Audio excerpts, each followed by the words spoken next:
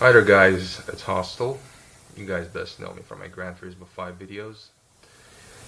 Now I have to apologize in advance for the quality for this video. I mean, it's shot on my cell phone. It's an old Nokia phone and it's not the best, let's put it that way, but I couldn't find anything else in short notice and I thought I'd just use this. I hope you're not, well, this is my first time speaking on any of my videos, so I hope you're not scared, because I promise I'm not a rapist or anything. Yeah, so the logo says BlackHawk Ultra. In a minute or two you'll find out what that's about. And you'll find out what else I do for a living other than making Gran Turismo 5 videos.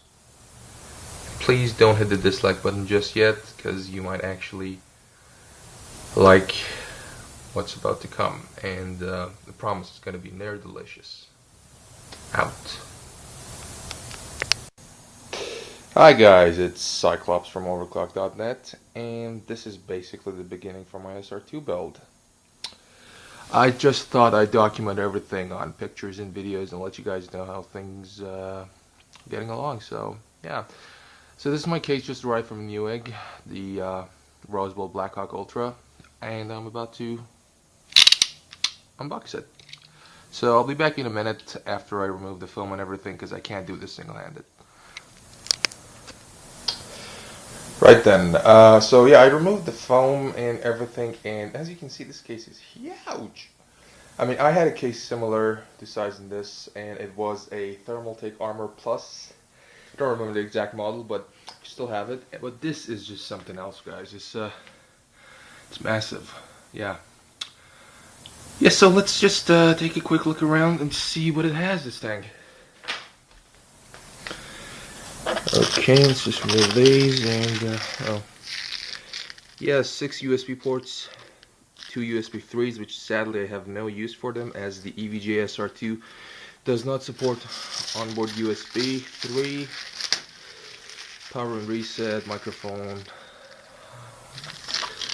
and your hard drive dock, and yeah, everything, all the good stuff. I'm not really a reviewer, so excuse me, and I'm really sorry for the amateurish camera work and the quality. It's just being shot on an old Nokia phone, so bear with me. I'm also, I should say, that I'm making a build vlog on overclock.net, so you can go there and check the status of the whole thing at any time. As you can see, there's a 230mm fan mounted. I want to replace it. Well, actually, I've placed an order already for a 360mm fan. There's only like one in the universe, and I got one from performancepcs.com. Hopefully it'll fit. If not, then I'll just have to compromise. I mean, improvise. Right. Take a look at the back. 10 PCI slots, 7 water and cable routing grommets, place for 2 ATX power supplies, 140mm rear fan, replaceable with 120, I/O shields, all the good stuff. And let's open this up. Again, I'm not really a reviewer, so if I say something noobish, then I ask you guys to forgive me. It's not gonna open, hold on. Okay guys, yeah, I removed the side panel. It was kind of stuck, but yeah. So as you can see, the inside is just as huge as the outside. I was wondering about this thing, the left side panel fan intake.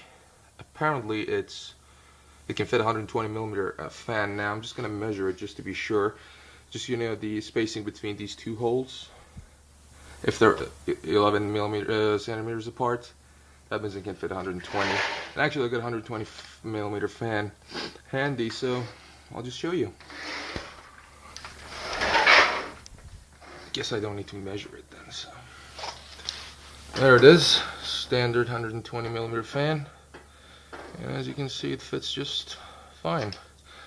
These mounting holes, these two, as you can see, I believe they're either for a 92 or 80mm fan, so I'm just going to quickly grab a 92mm fan and see if it matches the holes. and then the side panel. So. Right then, so here's a 92mm fan, and the holes match up pretty much perfectly. So you can, in theory, well, it's hexagon mesh, as you can see, but those holes are round. So actually, I'm not sure if it's hexagon. Yeah, it is. It's my eyesight's going rogue.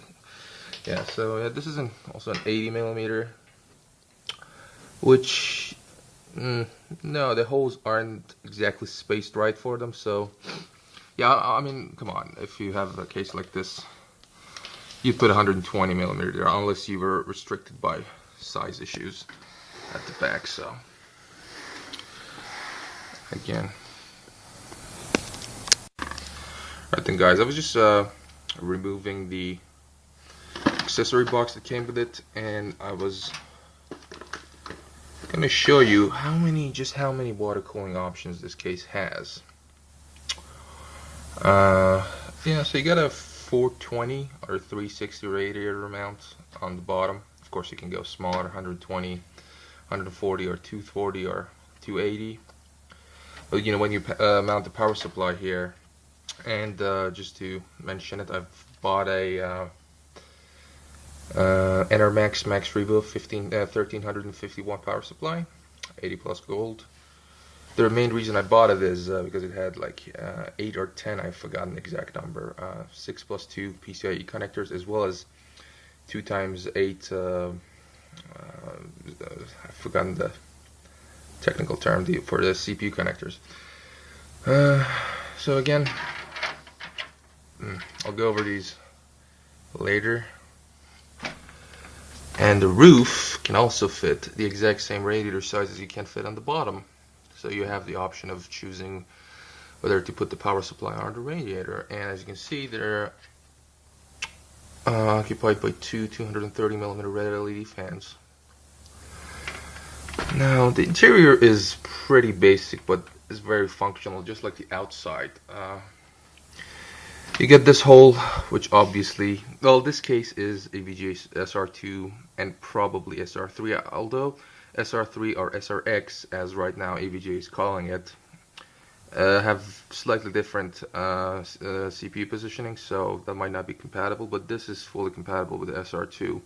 And as you know, the SR-2 or EVGA Super Record 2 is a huge motherboard, and it does need all the space it can get. I mean, I think it's 12 by 13 or 12 by 15 excuse me, inches wide, and it's massive. Yeah, so well, basically Rosewill suggests that if you're only using normal ATX or even extended ATX motherboard, to remove this rubber grommet. No, I'm sorry. If you're using the SR-2, you're supposed to remove this because your CPU might overheat or it might even melt and damage the motherboard. You can leave this on for a normal ATX or XL ATX motherboard. You got grommeted routing, grommeted cable holes, routing holes all over the place. So you pretty much catered for. I mean, cable management won't be an issue here. Let me just show you the amount of space you have. I mean, you can already see the amount of space you have at the back for cable routing, but let me just measure it with my ruler if I can find it. Oh, there it is.